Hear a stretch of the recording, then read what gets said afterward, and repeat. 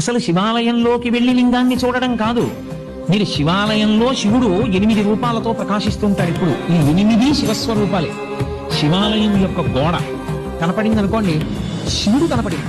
అందుకే పూర్వం ధ్వజం ఎంత దూరం కనపడుతుందో అంత దూరము చెప్పులు విప్పి మేళతాళాలు మోగించేవారు కాదు. అలా ఊరేగింపు వెళ్ళిపోతుంది అనుకోండి, ఏదో పెళ్లి ఊరేగింపు, దేవాలయానికి ధ్వజం కనపడితే ఇక ఆ ధ్వజం కనపడినంత దూరం మేళతాళాలు మోగించేవారు కాదు. ఎందుకంటే ఈశ్వరోత్సవం అయితేనే మోగించారు. శివుడే లెక్క ఆ గోడ. ఆ గోడ దగ్గరికి వెళ్ళి నువ్వు ఏదైనా చెయ్యకూడని పని చేస్తే శివలింగం మీద చేసినట్లే లెక్కలో కడతారు శాస్త్రంలో. అందుకే అన్ని ప్రాకారాల నిర్మాణం అందుకు చేసేవారు, రక్షించడానికి. ఇది శివాలయం యొక్క ప్రాకారము శివుడు, శివాలయం యొక్క గోపురము, పెద్ద ఆలయ గోపురం ఉంటుంది, ఆ ఆలయ గోపురము శివుడు, ధ్వజస్తంభము శివుడు. మీరు లోపలికి వచ్చిన తర్వాత శివలింగం ఉన్నటువంటి ఆలయ గోపురము శివుడు, లోపల ఉన్న శివలింగము శివుడు,